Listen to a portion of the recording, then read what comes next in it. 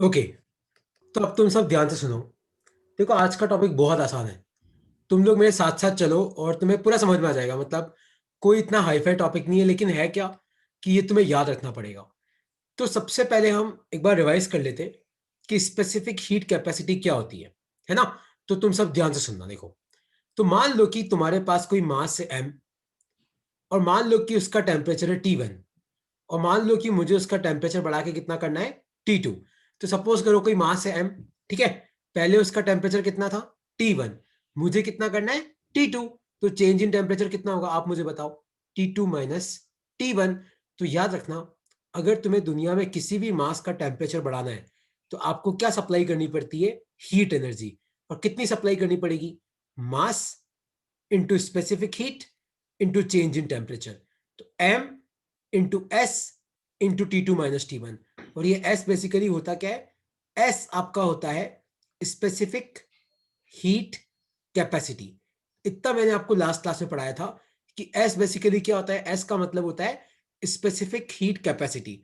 तो अगर कोई भी मास m है और उसका टेम्परेचर आपको T1 से बढ़ा के T2 करना है, तो आपको कितनी हीट सप्लाई करनी पड़ेगी, mass into specific heat capacity into change in temperature. ये मैंने आपको लिखवा रखा है, इसलिए मैं यहाँ पे टाइम वेस्ट नहीं कर रहा हूँ। तो जैसे एक क्वेश्चन मैं तुम्हें सॉल्व करा दूं। सपोज करो कि मेरे पास कोई 4 kg का ब्लॉक है और अभी उसका टेम्परेचर है 10 डिग्री सेल्सियस, और मान लो मुझे उसका टेम्परेचर करना है 20 डिग्री, और इसकी स्पेसिफिक हीट मान लो आपको दे रखी है 20 जूल/kg केल्विन। तो बताओ मुझे कितनी हीट सप्लाई करनी पड़ेगी।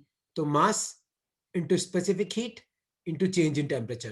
तो मास कितना है 4, स्पेसिफिक कैपेसिटी कितनी 20, और चेंज इन टेम्परेचर कितना है देखो 10 डिग्री से 20 डिग्री। तो कितना चेंज हुआ 10। तो आपका आंसर कितना आ जाएगा, 800 जूल।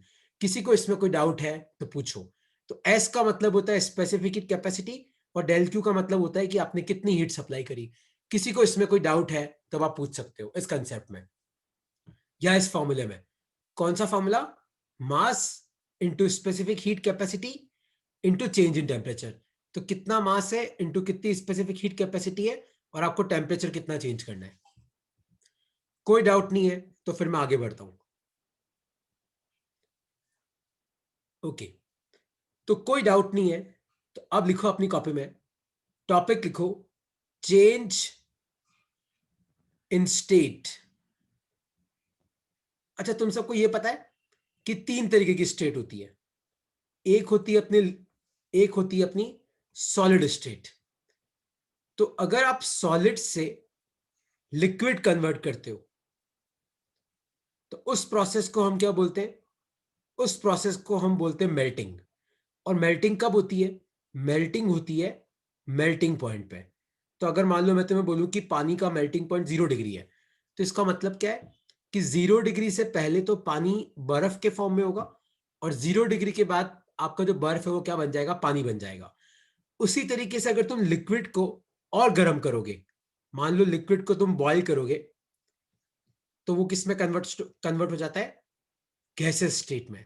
और बॉइलिंग कौन से पॉइंट पे होती है, बॉइलिंग होती है तुम्हारे बॉइलिंग पॉइंट पे। तो तुम सबको ये तो पता है कि सॉलिड से लिक्विड जब कन्वर्ट होते हैं तो उस प्रोसेस को हम बोलते हैं मेल्टिंग। लिक्विड से गैसेस जब कन्वर्ट करते हैं तो उस प्रोसेस को हम बोलते हैं बॉइलिंग। मेल्टिंग कौन से टेम्परेचर पे होती है, मेल्टिंग पॉइंट पे होती है। बॉइलिंग कौन से टेम्परेचर पे होती है, बॉइलिंग पॉइंट पे होती है ना।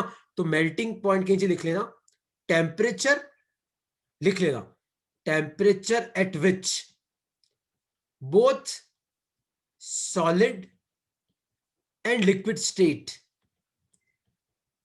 को एग्जिस्ट।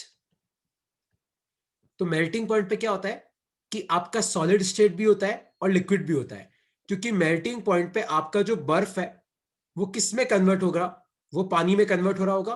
तो मेल्टिंग पॉइंट पे थोड़ा बर्फ भी होगा, थोड़ा पानी भी होगा।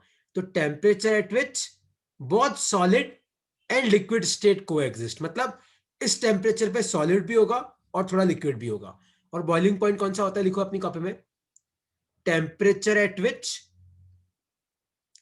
both liquid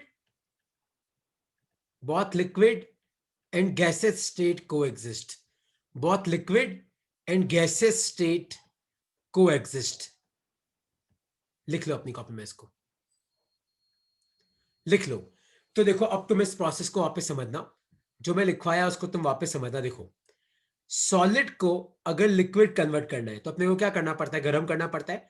तो सॉलिड लिक्विड पे कन्वर्ट होता है, तो इस प्रोसेस को हम बोलते हैं मेल्टिंग। और मेल्टिंग कब होती है, मेल्टिंग पॉइंट पे होती है।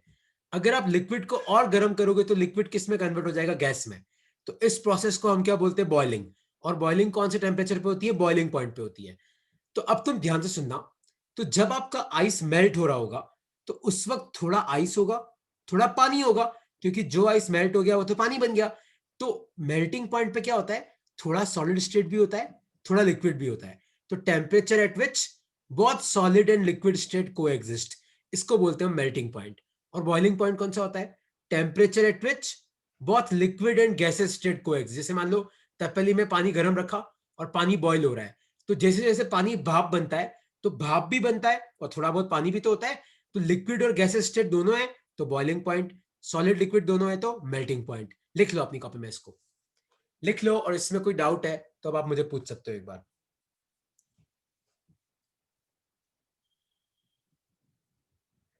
कोई भी डाउट है इन कंसेप्ट्स में तो आप पूछ सकते हो कि सर हमें वापस समझा दो कि ये कैसे होता है। क्योंकि ये क्या है, आई थिंक तुम लोगों ने पहले भी ये सब वर्ड पढ़े हैं शायद, melting, boiling, melting point, boiling point, है ना। तो इतना तुम्हें टफ नहीं लगेगा। ठीक है, तो अब एक चीज तुम ध्यान से सुनना, और हो सके तो इसको अपनी कॉपी में लिख लेना, इस लाइन को डबल कोट में। क्या लाइन है, ध्यान से सुनना। देखो डबल कोट में लिख रहा हूं, during during change of state, बहुत इंपॉर्टेंट लाइन है, सुनो ध्यान से।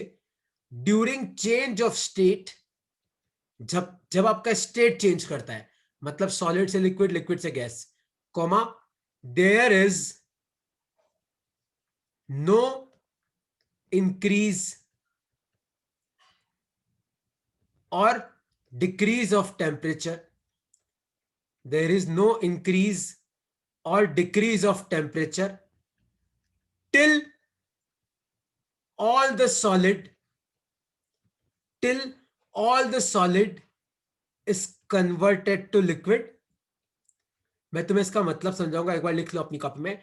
ड्यूरिंग चेंज ऑफ स्टेट, मतलब जब स्टेट चेंज करता है ना, सॉलिड से लिक्विड या लिक्विड से gas, there is no increase और decrease of temperature till all the solid is converted to liquid और all the liquid is converted to gases, or all the liquid is converted to gaseous state। अब इस line का मतलब क्या है, अब तुम सुनना, पहले लिख लो अपनी कॉपी में कि ड्यूरिंग चेंज ऑफ स्टेट, मतलब जब आपका स्टेट चेंज होता है ना, सॉलिड से लिक्विड या लिक्विड से gases, there is no increase और decrease of temperature till all the solid is converted to liquid और all the liquid is converted to gases state. अब इस लाइन का मतलब क्या है, अब इस लाइन का तुम मतलब समझना। सपोज करो कि मेरे पास आइस पड़ी हुई है -5 डिग्री सेल्सियस पे, और मान लो कि मैं इस आइस को गर्म करता हूं, मतलब मैं इस आइस को एनर्जी दे रहा हूं। तो मान लो कि आपकी आइस किस पे पहुंच गई, मान लो आइस को एनर्जी मिली, आइस पहुंच गई 0 डिग्री सेल्सियस पे। लेकिन अब तुम ध्यान से सुनना, अब अगर तुम इस आइस को एनर्जी दोगे तो इसका टेम्परेचर बढ़ेगा नहीं, इसका टेम्परेचर 0 डिग्री ही रहेगा। और होगा क्या, आपका आइस किस में कन्वर्ट होना चालू हो जाएगा, वाटर में। तो याद रखना, जब तक सारा का सारा आइस वाटर में कन्वर्ट नहीं हो जाएगा तब तक आपका टेम्परेचर कितना रहेगा, 0 डिग्री ही रहेगा। मतलब मेल्टिंग पॉइंट और बॉइलिंग पॉइंट पे जब सॉलिड से लिक्विड कन्वर्ट करते हैं या लिक्विड से गैसेस कन्वर्ट करते हैं, तो जब तक सारा का सारा सॉलिड लिक्विड नहीं बन जाता तब तक आपका टेम्परेचर चेंज नहीं कर सकता।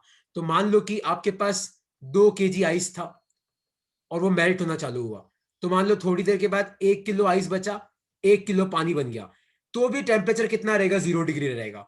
जब तक सारा का सारा आइस आपका वाटर नहीं बन जाएगा तब तक आपका टेम्परेचर नहीं बढ़ सकता। और एक बार आपका आइस वाटर बन गया तो आइस वाटर बन जाएगा 0 डिग्री पे, फिर आप हीट सप्लाई करो, फिर वापस टेम्परेचर बढ़ना चालू हो जाएगा। तो कंसेप्ट क्या याद रखना, कंसेप्ट ये याद रखना कि जब आप सॉलिड से लिक्विड कन्वर्ट करते हो या लिक्विड से गैस कन्वर्ट करते हो, तो जब तक सारा का सारा सॉलिड लिक्विड में कन्वर्ट नहीं हो जाता तब तक टेम्परेचर नहीं बढ़ेगा। आप जो भी एनर्जी सप्लाई करोगे वो किस में खर्च हो जाएगी, सॉलिड से लिक्विड कन्वर्ट करने में खर्च हो जाएगी। आपका टेम्परेचर बिल्कुल भी नहीं बढ़ेगा। इस क्वेश्चन में, इस टॉपिक पे कोई डाउट है तो पूछो, जो लाइन में तुम्हें बोल रहा हूं उसमें।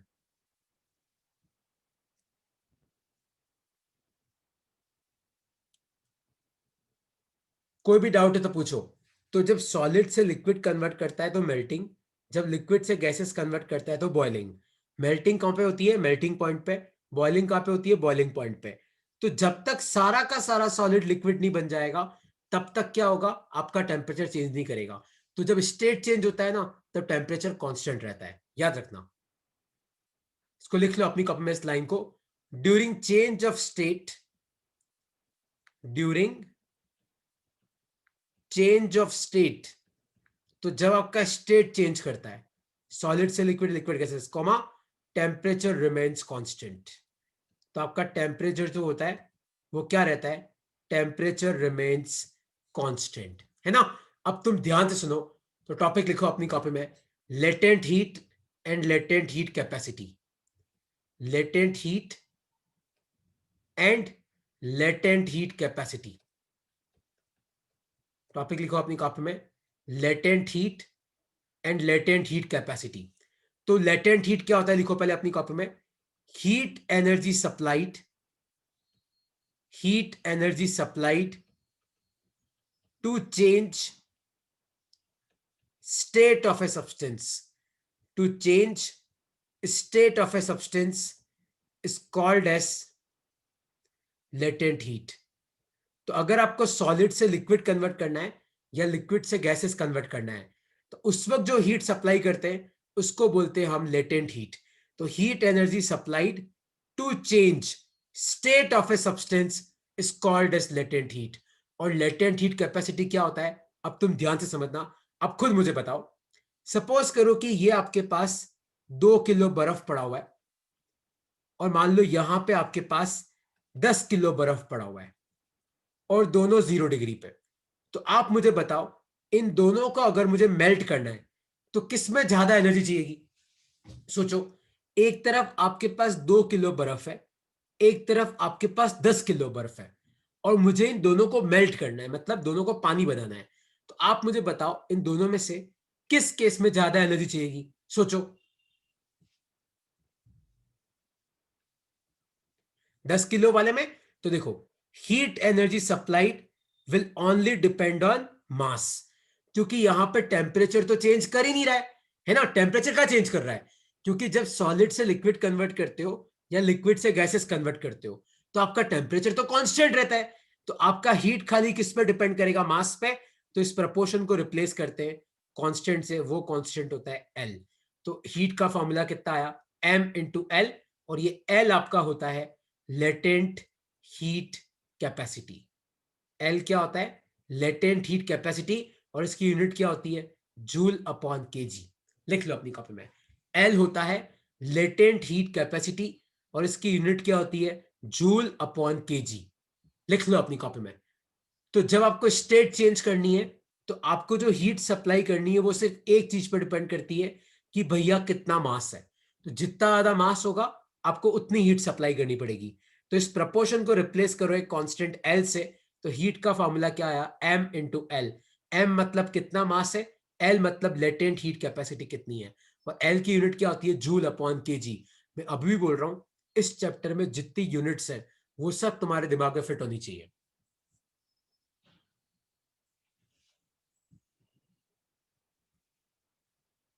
ठीक है, कोई डाउट तो नहीं है इसमें, डाउट है तो पूछ लो।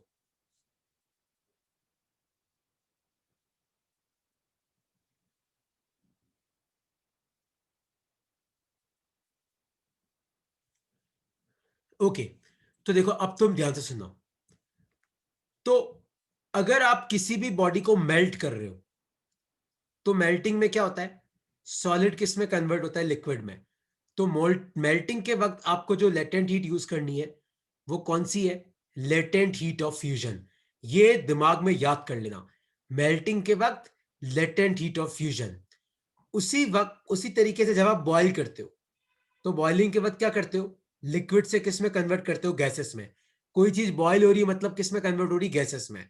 तो बॉइलिंग के वक्त लिक्विड से गैसेस, और बॉइलिंग के वक्त जो आपको लेटेंट हीट यूज करनी है वो कौन सी आ जाएगी, लेटेंट हीट ऑफ वेपराइजेशन। तो एल फ्यूजन कब यूज करते हैं, जब मेल्टिंग होती है। एल वेपराइजेशन कब यूज करते हैं, जब बॉइलिंग होती है। और मेल्टिंग कौन से टेम्परेचर पे होती है, मेल्टिंग पॉइंट पे होती है। बॉइलिंग कौन से टेम्परेचर पे होती है, बॉइलिंग पॉइंट पे होती है। और तीसरा अगर तुम्हें याद हो तो पता है कपूर आता है ना, कपूर जो पूजा में रखते हैं, तो कपूर की एक खास बात है, कपूर सीधा सॉलिड से किस में कन्वर्ट हो जाता है, पता है तुम्हें। कपूर को अगर अपन गर्म करते हैं ना पूजा की थाली में, तो वो लिक्विड में कन्वर्ट ही नहीं होता, वो सॉलिड से किस में कन्वर्ट हो जाता है, गैसेस में। तो इस प्रोसेस को हम बोलते हैं सब्लिमेशन। वैसे इसके क्वेश्चन अक्सर बहुत कम आते हैं, लेकिन तो भी पता होना चाहिए। और सब्लिमेशन के लिए आप कौन सा लेटेंट हीट यूज करोगे, एल सब्लिमेशन। इसका कोई नया टर्म नहीं है। तो मेल्टिंग के वक्त फ्यूजन, बॉइलिंग के वक्त वेपराइजेशन। और अगर मान लो सॉलिड से सीधा गैस कन्वर्ट हो रहा है जैसे कपूर, तो इस प्रोसेस को बोलते हैं सब्लिमेशन। और यहां पे कौन सा लेटेंट हीट यूज करते हैं, लेटेंट हीट ऑफ सब्लिमेशन।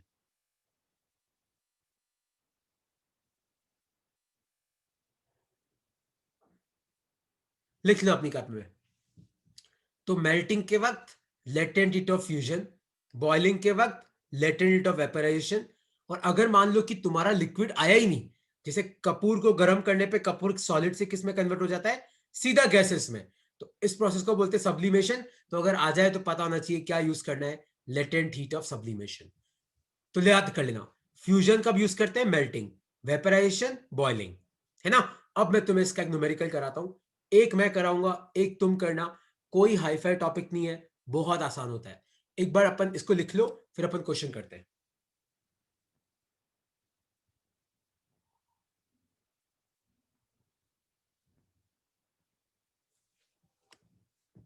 ठीक है। तो जैसे मान लो कि मैं क्वेश्चन पूछता हूं तुम्हें कि आइस ऑफ 5 kg, क्वेश्चन ध्यान से सुनना, is at -10 degree Celsius, find energy required, find energy required to convert it to water। तो बताओ, इसको वाटर में कन्वर्ट करने के लिए कितनी एनर्जी चाहिएगी। और आपको दे रखा है कि स्पेसिफिक हीट ऑफ आइस आपको दे रखी है 10 जूल पर केजी केल्विन, और लेटेंट हीट ऑफ फ्यूजन आपको दे रखा है मान लो 20 जूल पर केजी। अब देखना, अब तुम समझना कि इस क्वेश्चन को हम कैसे सॉल्व करते हैं। तो आपके पास आइस है, कितना मास है, 5 किलो, -10 डिग्री पे। तो अपने पास आइस है क्या टेम्परेचर पे, -10 डिग्री पे। और मुझे इसको किस में कन्वर्ट करना है, वाटर में। तो आपको भी पता है कि आइस वाटर में किस टेम्परेचर पे कन्वर्ट होता है, 0 पे। तो पहले मुझे इस आइस को -10 से कहां पे लेके आना पड़ेगा, -10 से मुझे लाना पड़ेगा 0 डिग्री सेल्सियस पे। और फिर मुझे इसको किस में कन्वर्ट करना पड़ेगा, फिर मुझे इसको कन्वर्ट किस में करना पड़ेगा, वाटर में। और याद रखना, जब स्टेट चेंज होता है तो टेम्परेचर चेंज नहीं होता, तो ये भी कितने पे होगा, 0 डिग्री पे ही होगा। तो अब तुम ध्यान से देखना यहां पे हीट कैसे निकालेंगे, सर समझना। देखो पहले आपको टेम्परेचर चेंज करना है, -10 से 0। तो क्या फॉर्मूला होता है, mass into specific heat into change in temperature. तो कितना मास है, 5। और आइस की स्पेसिफिक हीट कितनी है, 10, तो इनटू आ जाएगा 10। और कितना टेम्परेचर चेंज करना है, पहले -10 था, आपको 0 करना है, तो कितना आ जाएगा, 10। तो ये कितना आ जाएगा, 10 जाओ 100 × 5, तो ये आ गया 500 जूल। ठीक है, अब पढ़ो। अब आपको आइस को वाटर बनाना है, तो जब स्टेट चेंज करते तो क्या फॉर्मूला आता है, मास इंटू लेटेंट हीट। तो मास कितना है, 5, और लेटेंट हीट ऑफ फ्यूजन कितना है, 20। तो 2 5 जा कितना आ गया, 100 जूल। तो आपको कितनी एनर्जी चाहिएगी, आपको चाहिएगी 600 जूल। कोई डाउट है इसमें तो अब आप मुझे पूछ सकते हो। कोई भी डाउट है तो प्लीज पूछ लो, है ना, क्योंकि अगला न्यूमेरिकल तुम्हें करना है। गगन, अश्विता, अश्विता देखो समझ में आया, तहसीन, बहुत आसान है पता है। तुम्हें बस क्या याद रखना है कि जब टेम्परेचर चेंज होगा तो ये वाला फॉर्मूला लगाना, जब स्टेट चेंज होगा तो ये वाला फॉर्मूला लगाना। और सॉलिड से लिक्विड कन्वर्ट कर रहा है तो फ्यूजन, लिक्विड से गैस है तो वेपराइजेशन। कोई डाउट है इसमें, मेघना कोई डाउट है, गार्गी, तो पूछो बेटा यार, नहीं तो अगला न्यूमेरिकल तुम्हें ही करना है।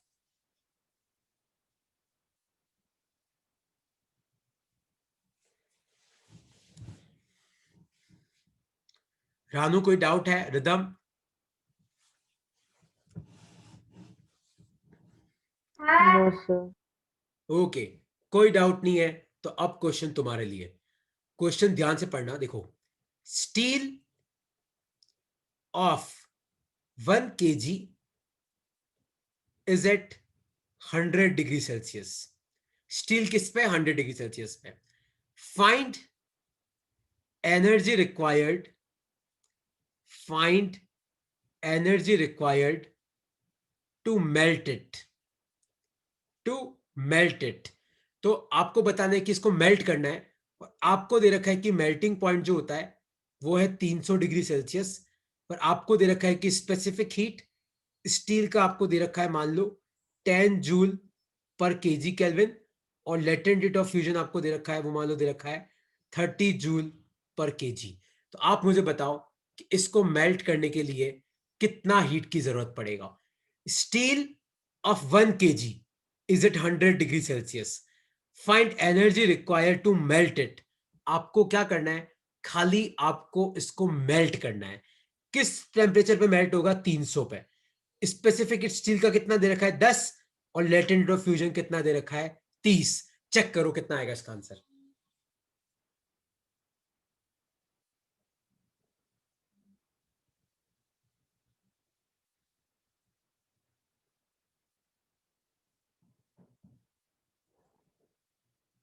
कितना आएगा? एक स्टील का ब्लॉक है 1 kg का, जो 100 डिग्री सेल्सियस से पड़ा है। आपको इसको मेल्ट करना है। तो कोई भी चीज मेल्ट कब करती है? मेल्टिंग पॉइंट पे। तो पहले आपको इसको मेल्टिंग पॉइंट पे ले जाना पड़ेगा। तो इस 1 kg का टेम्परेचर कितना करना पड़ेगा? 300 डिग्री। और फिर आपको क्या करना पड़ेगा? फिर आपको इसको मेल्ट करना पड़ेगा 300 डिग्री।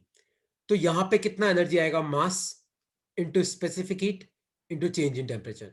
तो 1 इंटू 10 इंटू 200। तो ये कितना आ गया? 2000 जूल। फिर आपको इसको मेल्ट करना है, मतलब mass into latent rate of fusion. तो मास कितना है? 1। और 1 इंटू 30 कितना आ जाएगा? ये आ जाएगा आपका 30। तो आंसर कितना आ जाएगा? सोचो इसका। 2030 जूल। ये इसका आंसर है। किसी को भी इसमें कोई डाउट है तो आप मुझसे पूछ सकते हो कि सर हमें ये नहीं समझ में आ रहा है, आप वापस बताओ। तहसीन, डाउट है तो पूछो।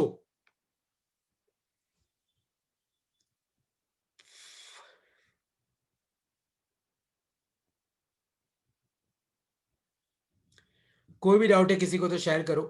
और डाउट नहीं है गगन, कोई डाउट है तो पूछो यार। No sir. ओके। अच्छा, अब अगला क्वेश्चन देखो। क्वेश्चन क्या है मैं कराऊंगा, तुम समझना। तो क्वेश्चन ये है कि 2 किलोग्राम ऑफ स्टील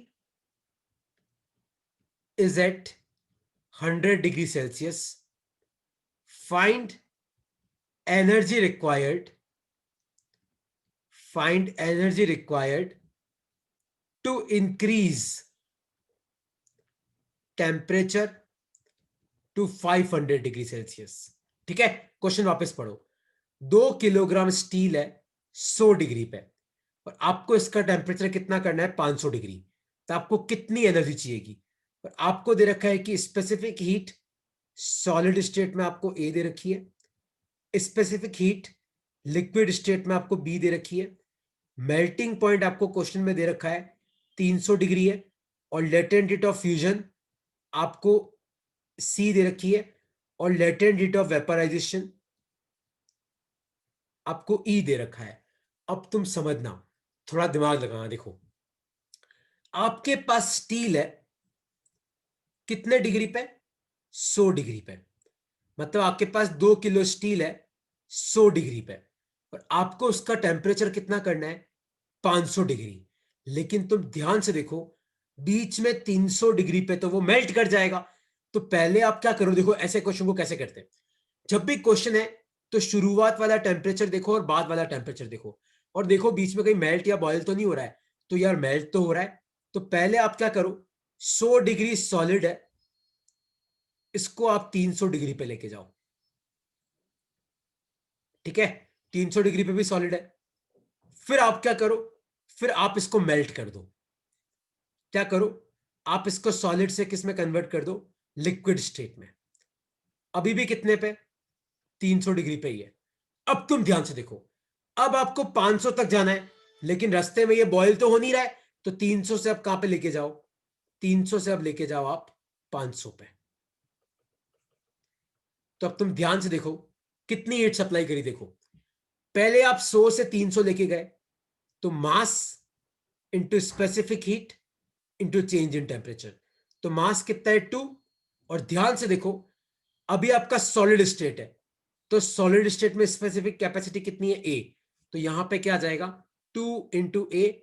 और टेम्परेचर कितना चेंज हुआ, पहले 100 था बाद में 300 हो गया, तो कितना चेंज हुआ, 200। ये तो आ गया पहला। फिर आपने इसको सॉलिड से लिक्विड कन्वर्ट किया, तो mass into latent heat of fusion, तो मास कितना है 2 और लेटेंट हीट ऑफ फ्यूजन कितना है, देखो सी, तो ये आ जाएगा 2 इंटू सी। अब आप लिक्विड स्टेट में आ गए। अब आप क्या कर रहे हो, लिक्विड स्टेट में 300 से 500 लेके जा रहे हो, तो mass into specific heat into change in temperature, तो 2 इंटू, और लिक्विड में स्पेसिफिक हीट कितनी है, बी, और चेंज इन टेम्परेचर कितना है, 500 में से 300 गए 200। तो आपका आंसर क्या आएगा, इन तीनों को ऐड कर दो, इसको, इसको और इसको, ये आपका आंसर है। तो जब भी एग्जाम में ऐसा क्वेश्चन आए तो आपको ऐसे टुकड़ों टुकड़ों में करना पड़ेगा। तो अपने को 100 से 500 जाना था, तो पहले मुझे 300 पे मेल्ट करना पड़ेगा और फिर वापस आगे की तरफ बढ़ना पड़ेगा। और ध्यान से देखना, सॉलिड में एस कुछ और है, लिक्विड में एस कुछ और है। और याद रखना, जब सॉलिड से लिक्विड कन्वर्ट करते तो मेल्टिंग, और मेल्टिंग में कौन सा लेटेंट हीट यूज करते हैं, फ्यूजन वाला। गलती से भी वेपराइजेशन वाला यूज मत कर लेना।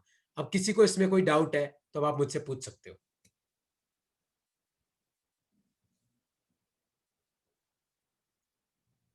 कोई भी डाउट है इसमें तो पूछो।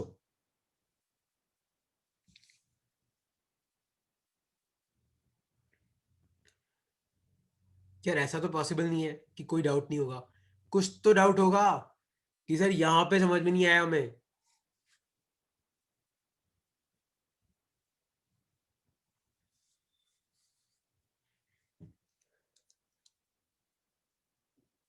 ओके, तो एक क्वेश्चन तुम लोग अटेम्प्ट करो, देखो आराम से अटेम्प्ट करना, मैं तुम्हें कराऊंगा ताकि तुम चीज सीख जाओगे। तो क्वेश्चन ये है कि 3 kg of iron is at 200 degree Celsius. Find energy required. Find energy required to increase temperature to 600 degree Celsius. ठीक है, तो 3 किलोग्राम आयरन है 200 पे, energy required to increase temperature to 600।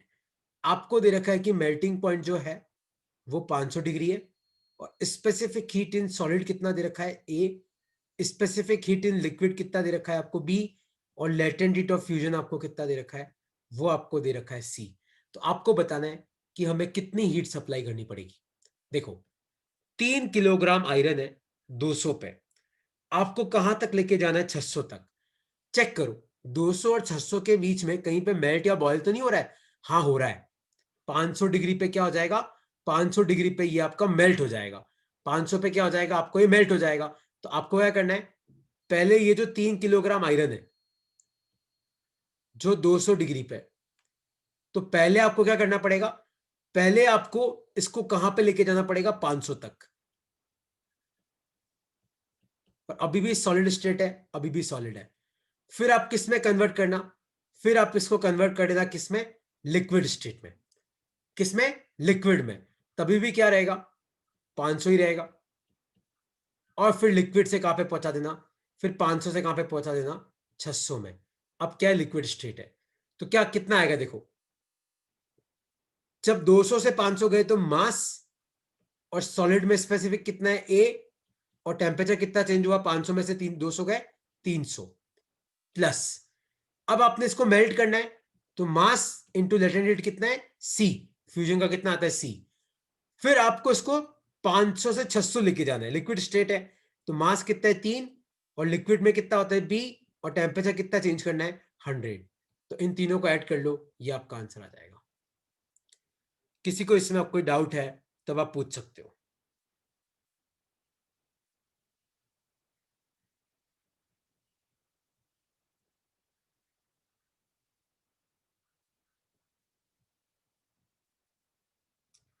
कोई भी डाउट है इसमें तो पूछो कि सर इसमें ये डाउट आ रहा है, आप वापस बता दो।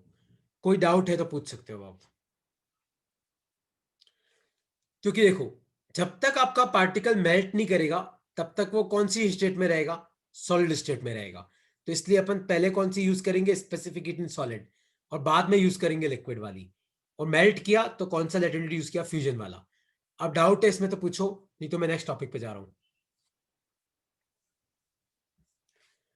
ओके, कोई डाउट नहीं है तो नेक्स्ट टॉपिक लिखो अपनी कॉपी में, molar heat capacity. Molar heat capacity, इसको डिनोट करते सी से। और जनरली ये गैसेस स्टेट के लिए यूज होता है, मतलब आइडियल गैस के लिए। तो सपोज करो कि कोई कंटेनर है, इसके अंदर n मोल ऑफ गैस है, और मान लो कि मुझे इस कंटेनर का टेम्परेचर T1 था, T1 से बढ़ा के मुझे T2 करना है। तो चेंज इन टेम्परेचर कितना हो जाएगा, T2 माइनस T1। तो अगर मान लो कि कोई कंटेनर है और उसमें मान लो कोई आइडियल गैस, कोई गैस बंद है, और मान लो मुझे उसका टेम्परेचर बढ़ाना है, तो मुझे कितनी हीट सप्लाई करनी पड़ेगी। देखो, एक तो हीट सप्लाई डिपेंड करेगी नंबर ऑफ मोल्स पे, क्योंकि जितने ज्यादा मोल्स होंगे उतनी गैस होगी, और जितनी गैस होगी उतनी हीट सप्लाई करनी पड़ेगी। एक डिपेंड करेगा कि भैया आपको टेम्परेचर कितना बढ़ाना है। अगर आपको थोड़ा सा बढ़ाना है तो कम चाहिएगी, ज्यादा बढ़ा ज्यादा चाहिएगी। और दोनों प्रपोर्शन को रिप्लेस करो, दोनों प्रपोर्शन को रिप्लेस करो एक कांस्टेंट से, वो कांस्टेंट होता है आपका सी। तो हीट सप्लाइड का फॉर्मूला कितना आता है, एन सी डेल टी। और सी की ऐसा यूनिट कितनी होती है, जूल अपॉन मोल केल्विन। लिख लो अपनी कॉपी में। ये कैसे आया देखो, आप एन को नीचे लेके जाओ, डेल टी को नीचे लेके जाओ। तो डेल क्यू तो हीट है, एनर्जी है, एनर्जी का जूल, एन का मोल, टेम्परेचर का केल्विन। तो लिख लो अपनी कॉपी में, मोलार हीट कैपेसिटी। जनरली किसके लिए लेते हैं हम, गैस स्टेट के लिए लेते हैं। तो मान लो कि कोई कंटेनर है जिसके अंदर एन मोल्स ऑफ गैस है, पहले इसका टेम्परेचर T1 है और मुझे बढ़ा के T2 करना है। तो चेंज कितना होगा, T2 माइनस T1। तो मुझे कितनी हीट सप्लाई करनी पड़ेगी, एक डिपेंड करेगा नंबर ऑफ मोल्स पे। जितने ज्यादा मोल्स होंगे उतनी हीट सप्लाई करनी पड़ेगी। एक कितनी हीट सप्लाई करनी पड़ेगी डिपेंड करेगा कितना टेम्परेचर बढ़ाना है। तो इन दोनों प्रोपोर्शन की जगह सी आएगा। तो डेल क्यू का फॉर्मूला कितना आया, एन सी डेल टी। लिख लो अपनी कॉपी में। ये सी वैसे आगे थर्मोडायनेमिक्स में बहुत डेप्थ में आता है तुम्हारे, लेकिन अभी राइट नाउ इस चैप्टर में ये फॉर्मूला तुम्हें पता होना चाहिए। लिख लो अपनी कॉपी में। और तुम्हें नंबर ऑफ मोल्स तो निकालना आता है। नंबर ऑफ मोल्स का फॉर्मूला होता है मास अपॉन मोलार मास।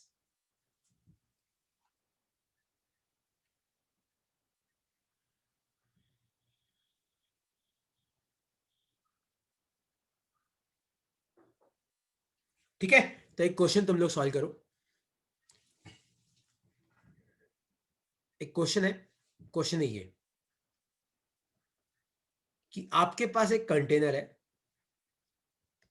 इसमें 20 ग्राम हीलियम गैस है 27 डिग्री सेल्सियस पे, और मुझे इसका टेम्परेचर बढ़ा के करना है 127। तो बताओ मुझे कितनी हीट सप्लाई करनी पड़ेगी। तो पहले फॉर्मूला लिखो, एन सी डेल टी, और मान लो आपको सी दे रखा है 10 जूल पर मोल केल्विन।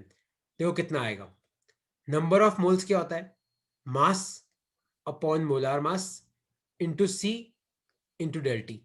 तो मास कितना है 20 ग्राम, मोलार मास कितना आता है 4 ग्राम, सी कितना है 10, और टेम्परेचर कितना चेंज करना है, देखो ये आ जाएगा तुम्हारा 100, और आंसर किस में आएगा, जूल में। तो ये आ गया तुम्हारा आंसर। तो 4×5 = 20, तो ये आ जाएगा 5000 जूल। तो इस तरीके से हम लोग हीट एनर्जी निकालते हैं। तो एन इंटू सी इंटू डेल टी, एन होता है नंबर ऑफ मोल्स, सी होता है molar heat capacity, del T का मतलब होता है कि भैया आपको कितना टेम्परेचर चेंज करना है, final temperature minus initial temperature. किसी को इस टॉपिक में कोई डाउट है तो पूछो। देखो नेक्स्ट क्लास अपनी है कैलोरीमेट्री पे, और फिर एक क्लास है अपनी कंडक्शन कन्वेक्शन रेडिएशन पे। इसमें कोई डाउट है तो आप मुझसे पूछ सकते हो। इसमें कोई भी डाउट है इस टॉपिक में तो आप क्लियर कर सकते हो, और डाउट नहीं है तो देखो ये वाली शीट मैं तुम्हें भेज दूंगा, ये नोट्स, और हाँ परसों और आज की रिकॉर्डिंग मैं तुम्हें भेज दूंगा। मैंने अपलोड तो कर दी है, बस तुम्हें लिंक भेजना बाकी है, तो वो लिंक पे तुम्हें भेज दूंगा। और प्लीज यार शीट्स वगैरह सॉल्व किया करो, है ना। और कोई डाउट है तब आप मुझसे पूछ सकते हो। ओके, कोई डाउट नहीं है तो आप लीव कर सकते हो, डाउट है तो पूछ सकते हो, अभी 2-3 मिनट बाकी है।